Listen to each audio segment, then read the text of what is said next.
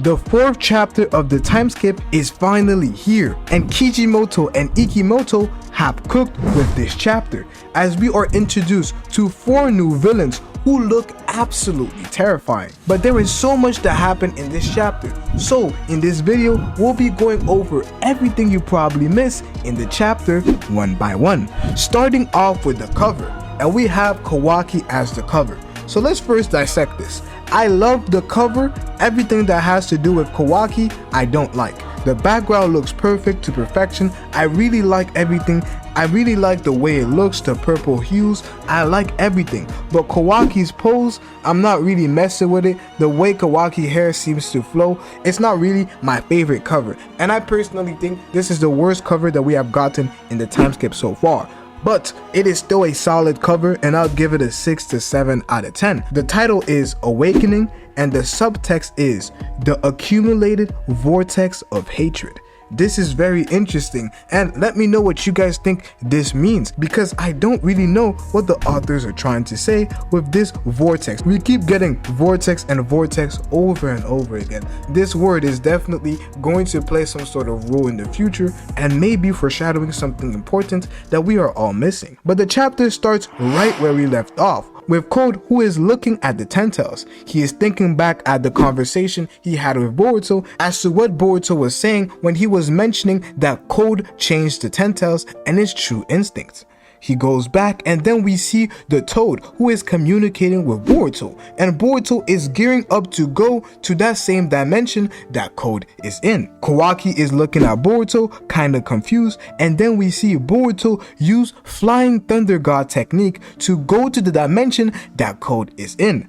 This is crazy because we see Boruto literally using Minato's ability. I didn't know Boruto would get this ability. A lot of people did speculate that Boruto was going to be able to use this in the future. I didn't have much to say on the topic, but we do end up seeing Boruto using this technique. And what's quite interesting to me is that who taught him how to use this ability? I have no idea who taught him how to use this ability. The only people who could have would be Jiraiya, the toads that Minato must have encountered in the future who may have known, Sasuke, and that's pretty much it. I don't know who could have taught Boruto how to use the Flying Thunder God, but I won't lie, I'm hyped. I am very hyped to see Boruto use this ability. But this also answers another question that a lot of people had in the past about if Minato could use his Flying Thunder God to appear in different dimensions. But this does seem to be the case. This finally confirms the question that a lot of people had, as we see Boruto use this ability to go into the Tentals dimension.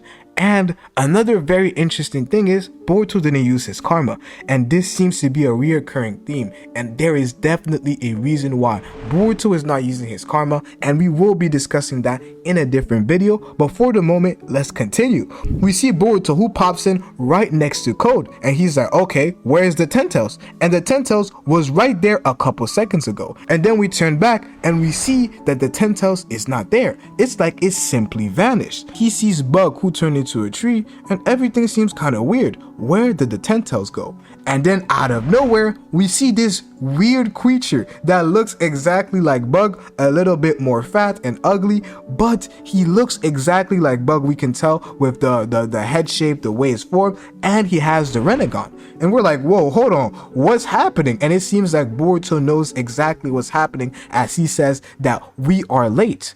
The chapter continues with us learning what actually is happening.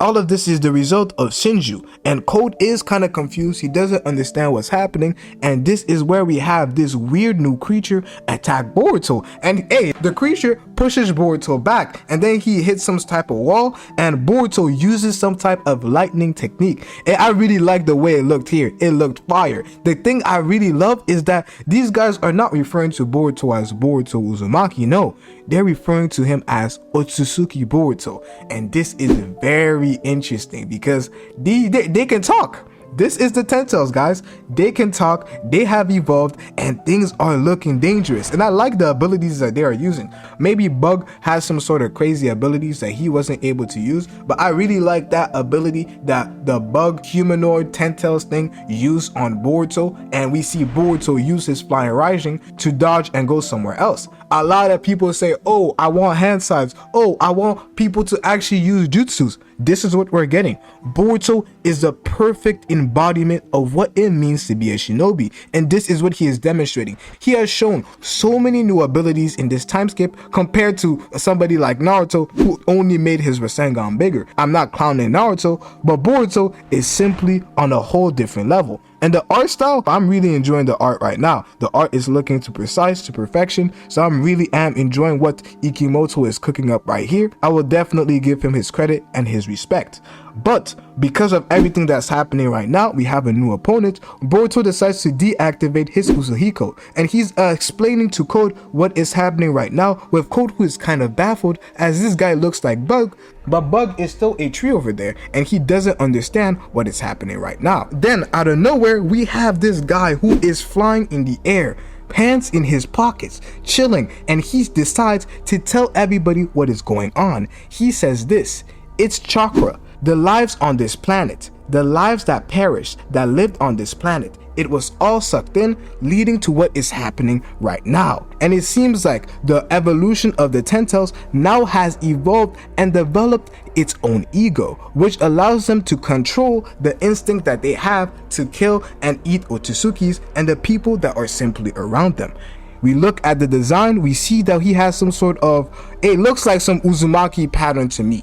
This looks like the Uzumaki pattern if you guys check what is on the back, and the guy who was explaining everything that's going on, it seems like it's some sort of Uzumaki clan symbol in my opinion, or maybe it is the Renegon symbol and we have some dots around it, a bit like what we had with Hagoromo and stuff of that nature. If you also pay attention to his body, you would see that he has some sort of tomoes on his chest and belly area. So this is very interesting when it comes to the character design. And then we have another character too. It looks like a clown to me, which is very ironic because if you pay attention to what this girl tells Code, it looks like a girl, so let's just call it a girl. I pity you, Code. Thinking back, you were always like this. Despite your will, your destiny is to be a clown used by someone else at a laughable extent. It's crazy because this is exactly what Code is.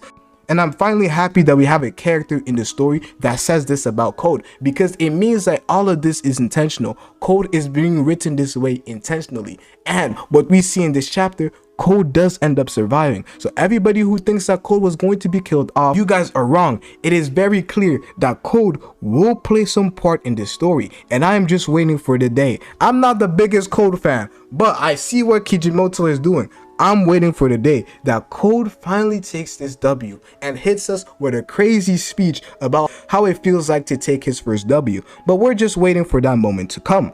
We continue and we see another character, hooded character. We don't know who it is, but he looks like an Uchiha. Some people say he looks like Madara, but he looks like an Uchiha to me, maybe Sasuke. And then we have Boruto, who gives us the same look that he gave us when he first saw the future in chapter 75, a look of pure confusion and worry. And then we go back to a conversation between Kawaki, Shikamaru, and Sarada, where we have Kawaki who's telling us to go and kill Boruto and Code. Sarada is obviously defending Boruto, saying that he came to help this and but Kawaki says that Boruto is an Otsutsuki, so he has to die. The dialogue that is presented here, I really like it because Sarada is not messing around. Sarada is just telling Kawaki the truth. You are also an Otsutsuki. But Kawaki says and reminds us, you guys have to pay attention to this piece of dialogue.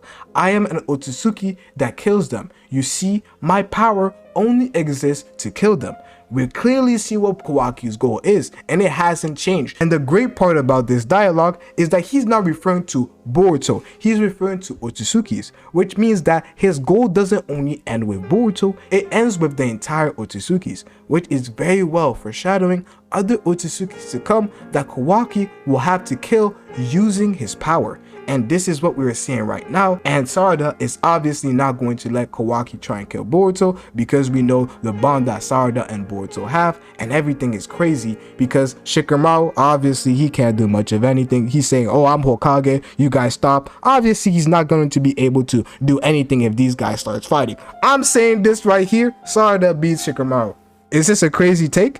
Is it a crazy take to say that Sarada beats Shikamaru? hey, I'm willing to debate. But we continue on in the chapter and we see all the new opponents. We see them all in their new design. We see the Sasuke clone. We see another clone. I don't know who he is. He looks a bit like Jigen to me.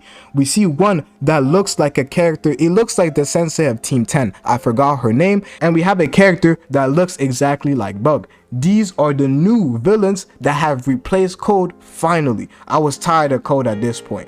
And what is very interesting is that Boruto is told to go back because the ambush failed, but Boruto doesn't listen. He continues to fight. And then we get a better look at what this is, and we know this is Sasuke, man. So we know, like, it hurts me to say Sasuke seems to have turned into a villain. This is what I was thinking at first. Sasuke, for some odd reason, it took the DNA of Sasuke and it looks exactly like Sasuke, and we see it use Chidori, and Boruto uses his Rasengan and it cancels each other out just like it did with Naruto and Sasuke in the past.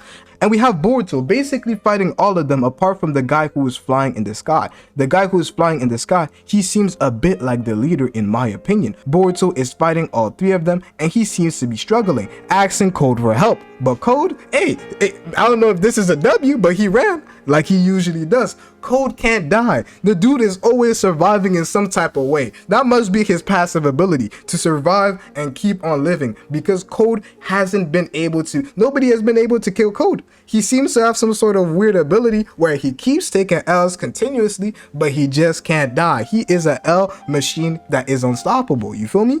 So we continue with Boruto, who is shocked. He's like, whoa, Code, you're not gonna help me? I saved you out here, you feel me? But Code definitely dipped out, and Boruto has no choice but to leave too. And we have them drop a quote. The aura is crazy. I love the aura that the guy who is flying is giving off, because this is what they say. You were lucky, Otsutsuki Boruto. Our ego has just awakened.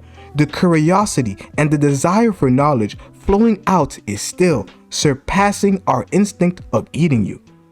Flee wherever you like, wherever you are in this world. You can't get away from your destiny.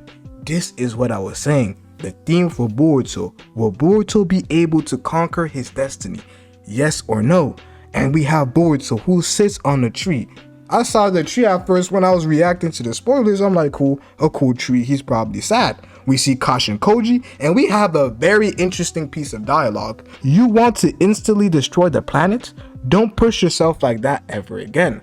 And this is crazy because Boruto says, sorry, I was rushed, which signals that this definitely has to do with his fight versus Code, because that was the moment where Boruto was rushing to get Code to show him when the Ten Tails was. Boruto wasn't rushing where he met the new type of Sasuke thing, so I don't think it's referring to that. I think it's referring to the Usuhiko, which is why it is also referring to the planet, and which means that Boruto can destroy a planet, which we all knew he could do. But for all the people who doubted, we can already see that Boruto does have those capabilities. The next, if you guys want me to drop a full video breaking down Boruto's abilities, breaking down his scaling when it comes to versus battles between different animes, let me know, because I definitely could cook up something when it comes to that. We see Kashin Koji, finally, after years. We haven't seen him in a while, and as I was saying, they didn't let Kashin Koji live for him not to be shown in the story again. We have Kashin Koji, who is back.